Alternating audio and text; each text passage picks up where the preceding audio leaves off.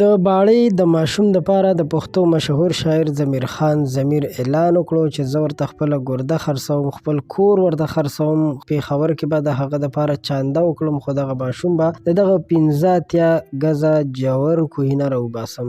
آیا دې کار سره ورسره ټول پښتانه او د دغه ماشوم کورنۍ ولاړه ده او که نه؟ د دغه ماشوم کورنۍ د ضمیر خان ضمیر دې نر او د بهادرۍ پیغام ته څه ځواب ورکړی دی؟ دا ټول تفصیل به تاسو دلته وګورئ، ځکه چې ضمیر خان ضمیر د دغه کورنۍ خواته ورغلی دی، دوی سره یو مرکه کړې ده، نور سوشل اکټیویسټ کسان ورسره هم دي. تاسو به دا هر څه په دې ویډیو کې وګورئ. قدرمنو، تاسو به له دې نه هم خبرې چې 2-3 ورځې وړاندې په باړه کې په یو کلي کې یو ماشوم چې خپل پلار سره لوبو ته راوتلی و او په دغه دوران کې هغه کوهي ته وغورځېد، او کله چې کوهي ته وغورځېدو نو بیا د هغه د راویستلو دپاره ډېر زیات کوششونه وشول، ډېر زیات خلک راغلل د هغه د راویستلو کوشش یې کولو، خو هېچا هم په دې کوشش کې څوک بریالي نه شول چې هغه راوباسي.